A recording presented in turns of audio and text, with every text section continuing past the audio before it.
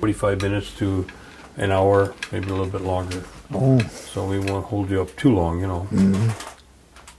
Can we roll anytime? Really?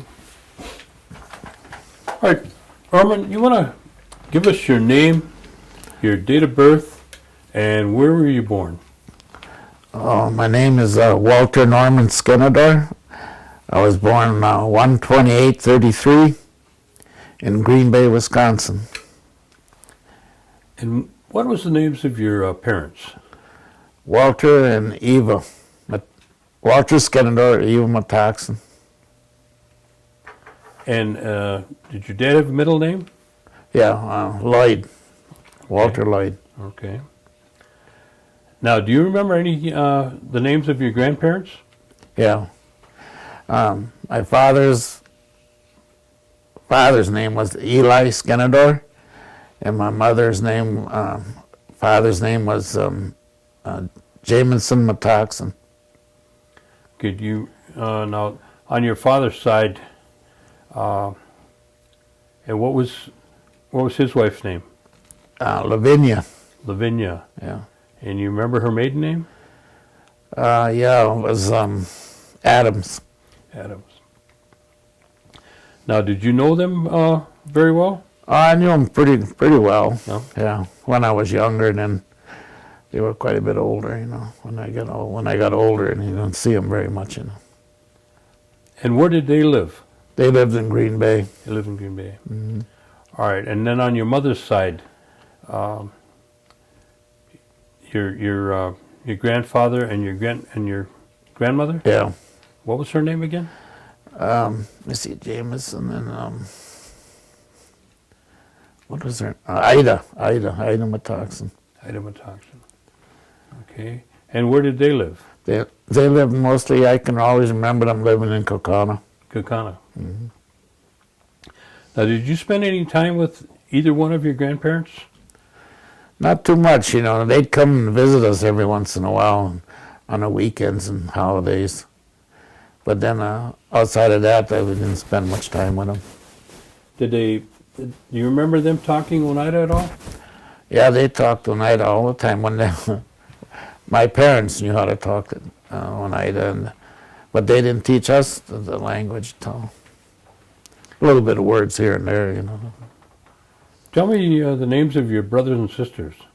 Well, my oldest brother would be, the oldest person in the family is Lawrence Lloyd, then Thelma, Martha, Ruthie, Alice, me, Norman, then Margie, Ellsworth, Ronnie, and Emily. That's a big family. Yeah, a dozen. And where were you in the whole? Right in the middle. Right in the middle. Yeah. Now, and your parents, where did they live? My parents, well, I was born in Green Bay, but I can always remember living out here on the reservation. What We lived in, whereabouts? yeah. We lived over by Poplar Lane, across the road from Simmore first, and then we lived on Silas Road the rest of the time. Just one of them. How old were you when you lived on Poplar Lane? Oh, I was up around 10 years old. And then after that, we moved to Silas Road. Now, did you have a farm there? Or? Yes, it was a big one. We had about 100 acres up there at one time. But then they cut it down to around 50. Did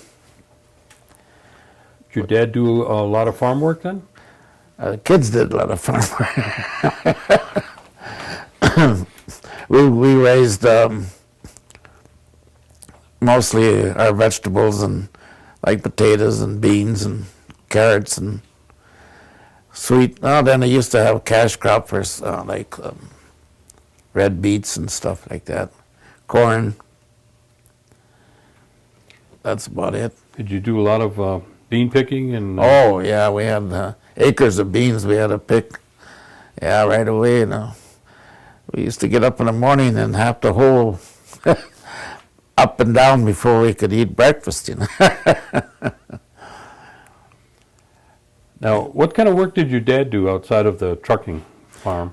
Well, he was, first he was a chauffeur for a Fisk family in Green Bay, and then he worked on paper mill and construction labor.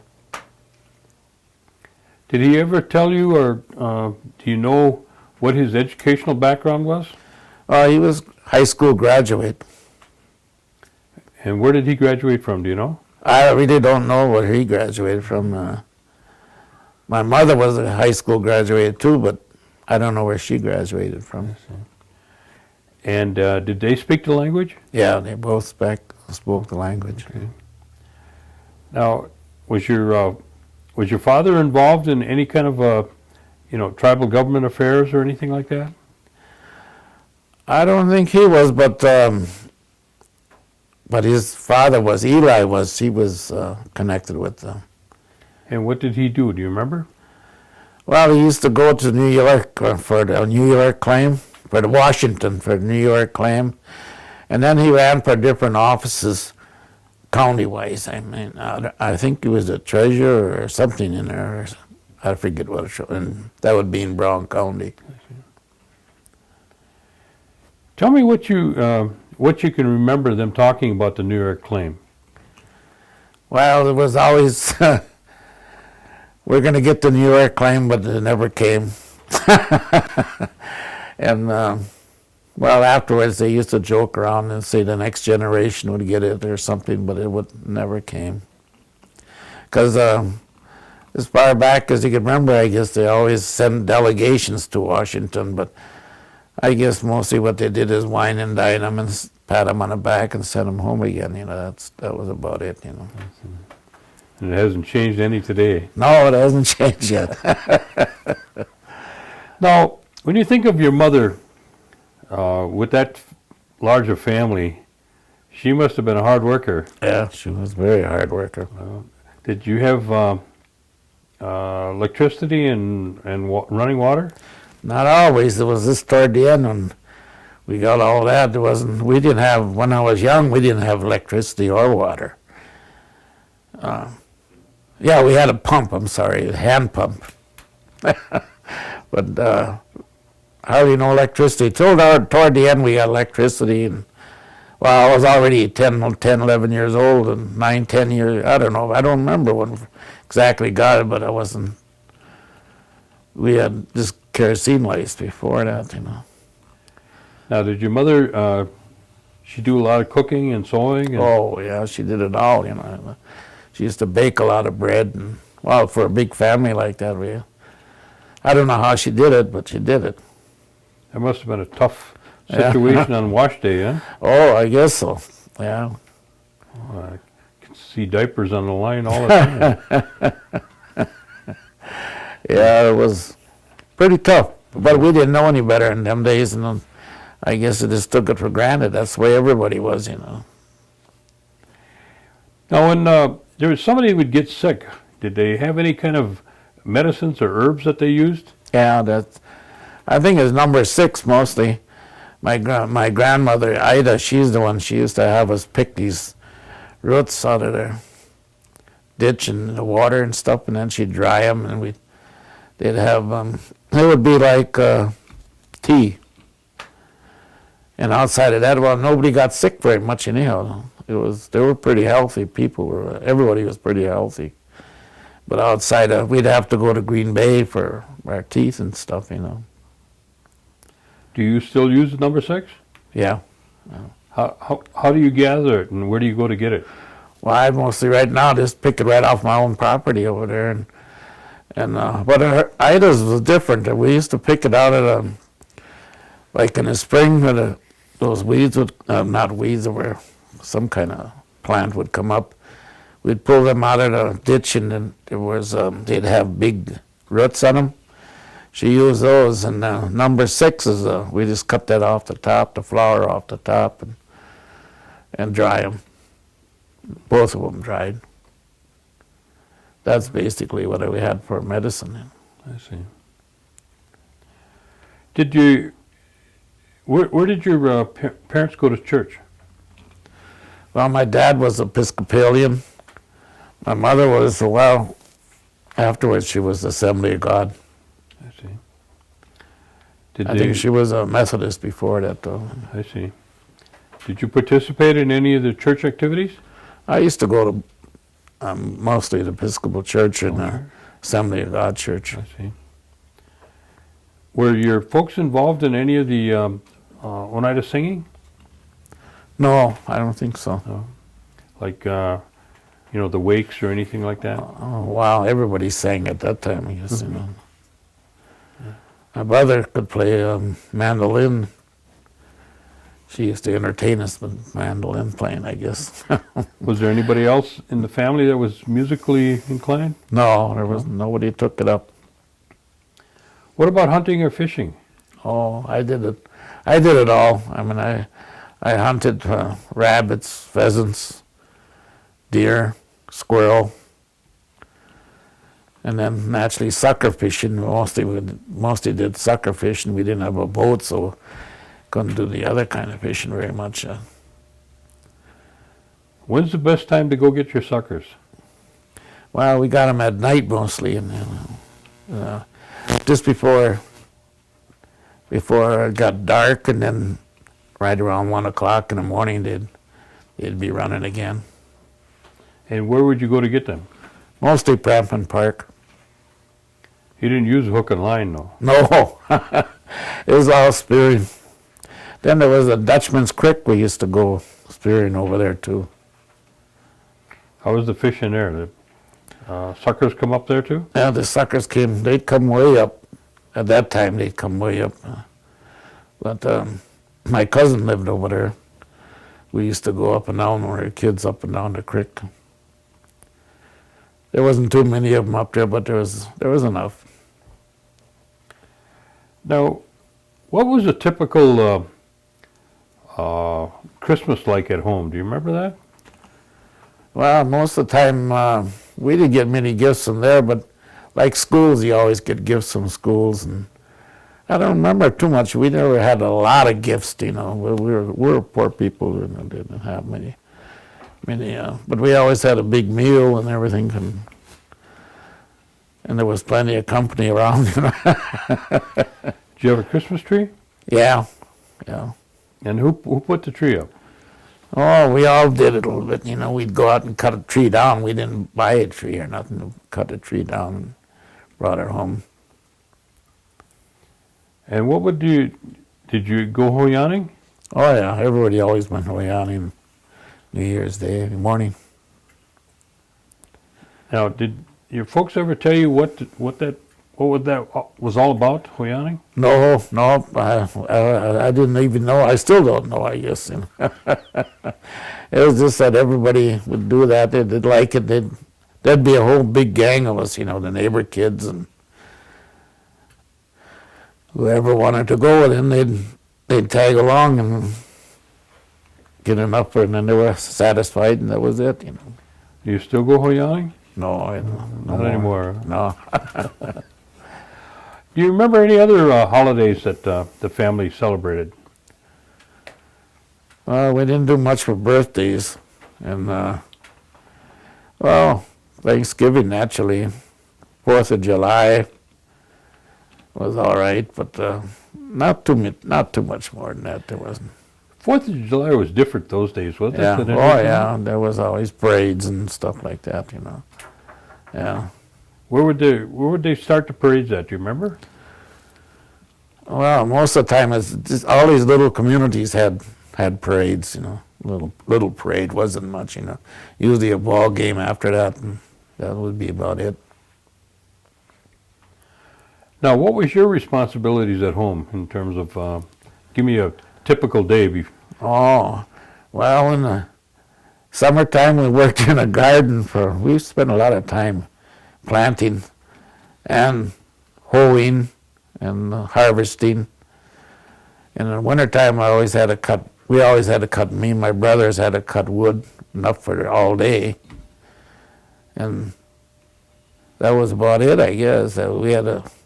sometimes we'd be cutting wood till, 10, 11 o'clock at night, in order to have enough wood for all day, And there was no chainsaws then? No, we didn't have no chainsaws or nothing like that. A crosscut saw and a little smaller saw and an axe. But that's about it. That's all we had, So it took quite some time to cut enough wood.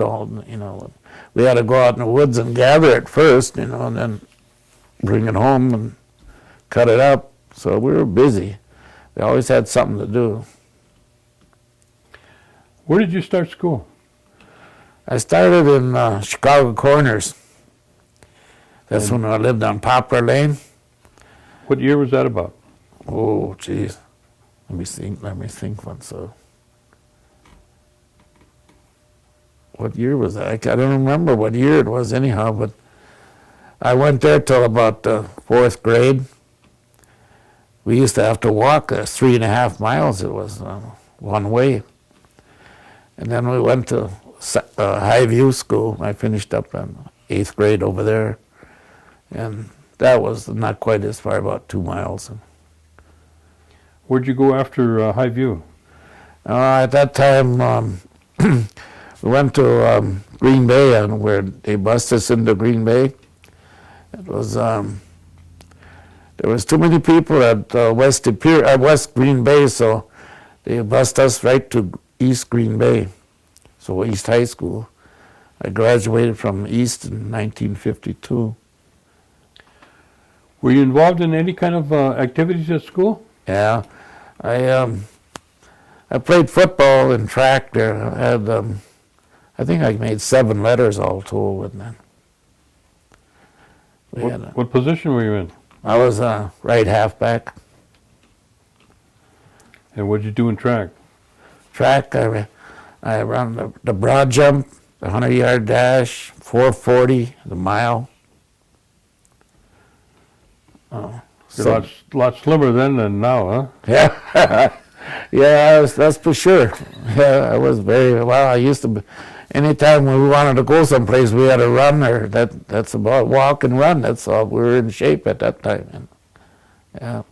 Were any of your brothers in school with you at the time? No, well, my Jim was a younger brother, but he was just starting, and I was getting out. And you graduated in 52, you say? Right. Where did you go then? Went in the service. I worked on construction in the summer.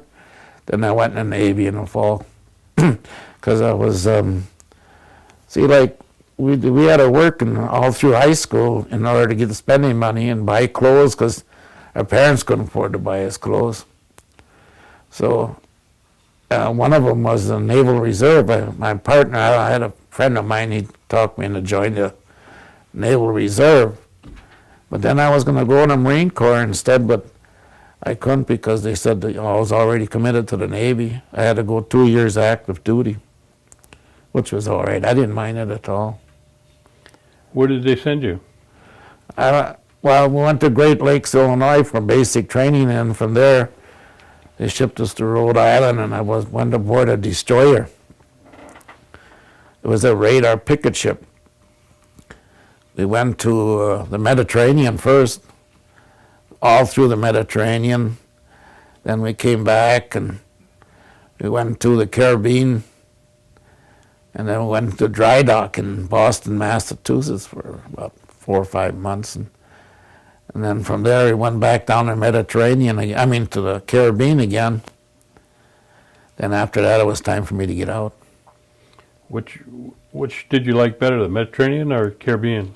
They were both good. Yeah? Yeah, I liked them both. Good duty? Yeah, it Good was liberty for too, that huh? time. It was all right. It was the greatest thing, the best food I ever had. What'd you do aboard ship? I was a machinist mate. Oh. And once you finished active duty, then where'd you go? I came back to Green Bay here. Geez, I got back in the afternoon. I went to work on construction the next day. I worked for two contractors in Green. One was a Venice Art Marble. Then I worked for J.C. Baston. But then I worked for about 3-4 years. I worked 4 years at that, what do you call this, Catholic school they built up here, and now it's a school for the tribe. Norbert Hill. Yeah. I worked on that job for 4 years. And As a construction? yeah, and I was a laborer at that time. Oh, okay. And then after that, there was no work around here, so I was going to go to Milwaukee for 1 year, and it ended up to about 30 years. And I stayed in Milwaukee quite a while. But What kind of work did you do down there? I started off as a laborer and ended up a mason. But then for a while there, I got work was short again down there, and I went in the brewery, and here I stayed there for 20-some years, 26 years, I think. Oh, in the brewery? Yeah, Oh, yeah? Which one? Pabst, Perhaps. yeah. What kind of work did you do at the brewery? Well, as a brewery worker, I mostly worked in a malt house where they can convert barley into malt. It's about a 7-step project. Now, is there a difference in the beer that you drink at the brewery as to the beer that you would drink, getting off the shelf? No, No? no. I thought there was.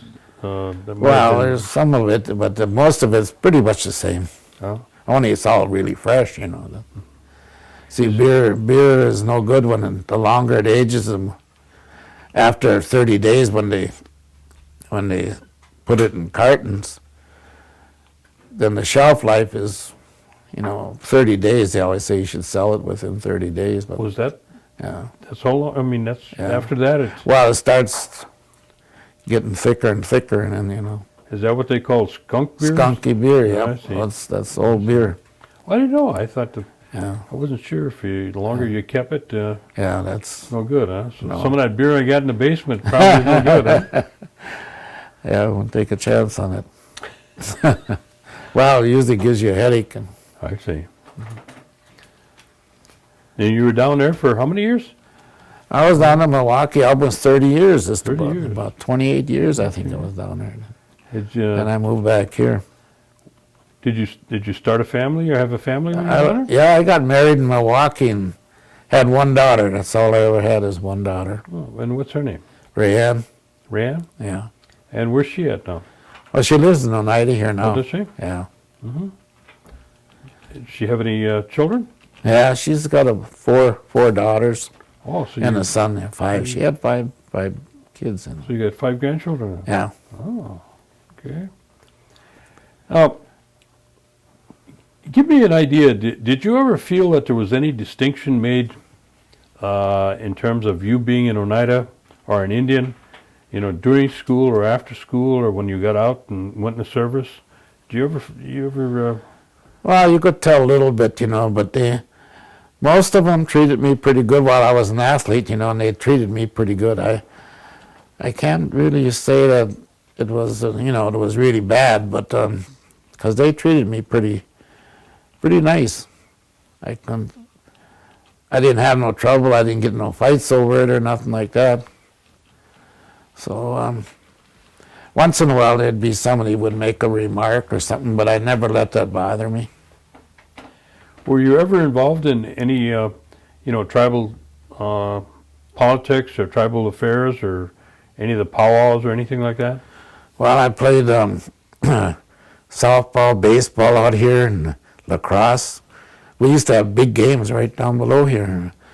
There'd be crowds up as far as you could see. Boy, they really drew some big crowds in them days. I bet you there'd be about 800 people up around here at least. Maybe more than that. I don't know. They were double parked all the way back here past White Eagles. The 4th of July, there was a big lacrosse game here against Milwaukee.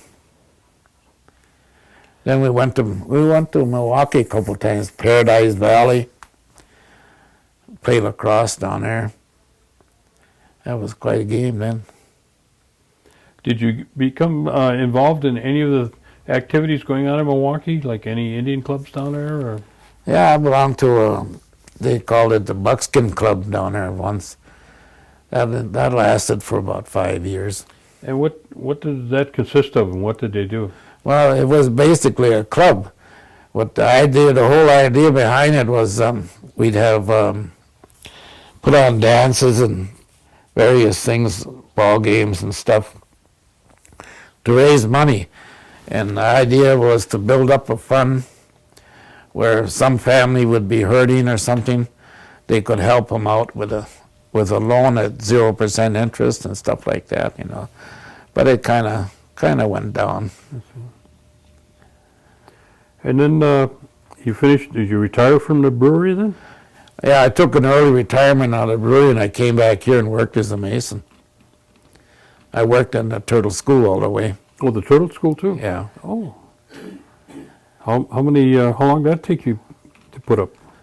Oh, well, I think I worked there about 2.5 years or so. Sometimes it wasn't all full time. They had quite a bit of stone to lay on there, and the blocks, I worked on all the blocks in there. You know, the locker rooms and stuff like partition walls and the gym. Did you retire then as a mason? Well, no, I wanted to work for, it was off and on. My brother had a small construction outfit, but he didn't work full time around there on it, just when they had work. And then the A-team started their own construction outfit, and I worked for them. But now I'm pretty much retired. It was last year I didn't work. What are your hobbies? I play mostly golf now, and I do a little fishing. But that's about it now. Bingo. Bingo. Yeah. It's steady bingo, eh? Not too much anymore. No. Does Bev work yet? Yeah, she works. She's a teacher at Turtle School. Oh, she must be getting ready to retire, huh? Yeah, she's up there about 64, I think. Oh, okay. Where do you usually go fishing? Well, up there right on the Green Bay toward Dykesville. Oh, up in there. I got a friend that lives up at Egg Harbor. Once in a while, go up north on this side and stop any place. You know. Do you do any hunting yet? I do it a little bit. I don't go out near as much as I used to, but I kind of deer hunting. I used to love deer hunting, but we used to go up to mountain when I was younger, and then around here. Well, now it's mostly just around here. Now, since you've moved back, have you been involved in any of the tribal activities? Not much. Besides working? Yeah, just working. That's about it. I see. What's your opinion in terms of the per cap that they have a lot of discussion on? Oh, Do you think it's good or bad? well, I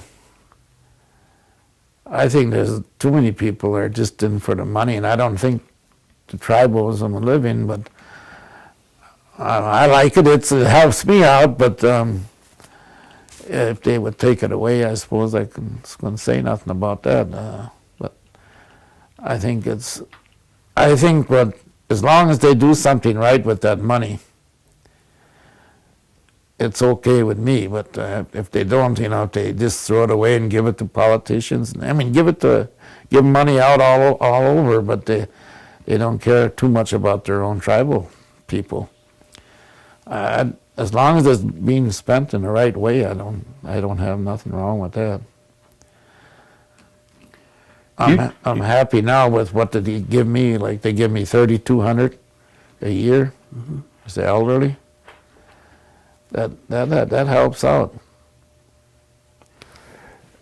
Do you think there's more that they could do for the elders?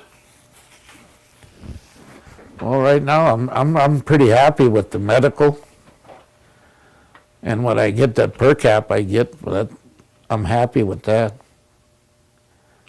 I can't complain. Mm-hmm. And what they did for me, they put in a driveway, a blacktop driveway. Oh, yeah. I was happy with that. That was very nice. Where's your place located now? On Double E and County H. Oh, right down in the corner there? Yeah, right on the corner there, yeah. Mhm. But I paid for a double wide, and I did all the put the deck on there and steps and stuff like that. I did all the work myself, and I put a carport on, and I didn't get no tribal help for that.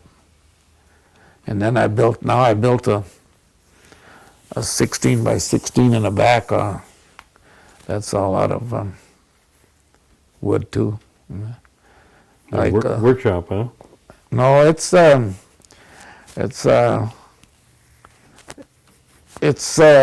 the first it was a shed, but it's just a nice extra room. Oh.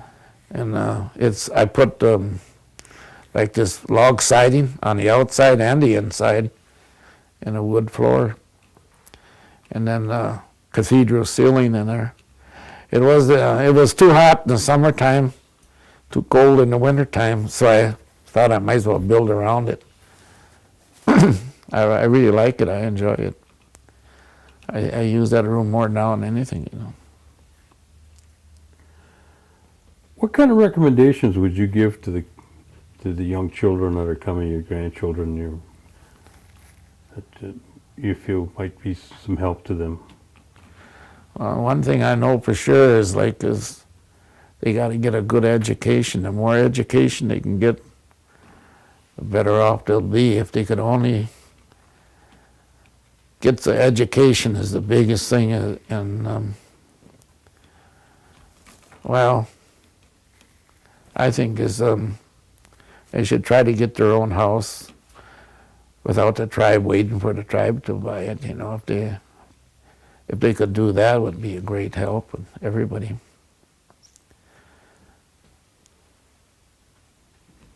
Outside of that, I don't know too much. You know. But education is the biggest, one of the biggest things. Yeah, a big factor is education. Okay. Is there any area that I forgot to cover with you? There's sea ones, I don't know. Not too much. I think No? you covered pretty much most. Are all your brothers and sisters still around Oneida, or No, you gone? no. My oldest brother passed away about a year ago, and there's one sister of mine died. She must have died about 7 years ago, Martha. And my youngest sister now has got cancer. I don't know, it sounds pretty bad for her. Mm. But the rest of them, mostly all live around here now, yeah. Mm-hmm. But there was quite a few of them that lived in Milwaukee, and they moved out here recently in the last 5-6 years or so. Mm-hmm. Most of the people, when they get ready to retire They come in home. the city, then they move back out here. Yeah. Well, it's a little slower pace and Yeah. more people. Well, you around. know, nowadays there's a lot of them dying, but they were they moved back here because it's no taxes and stuff, you know, and it's better. If they can get, then a lot of them get a house built too or something, you know, or at least retirement homes. Yeah. Outside of that, pretty much. Okay. Well, see, you didn't have any problem with the dates, did you? No, I guess not. But I don't know exactly what date my mother died, or you know. Uh-huh. Or, I do know, but I got it written down someplace, but Sure. I didn't look it up. Okay. See, my mother died fairly young as in cancer, but my dad died. He lived just about 80, and then he was. But I don't know what he died at, just old age, I guess.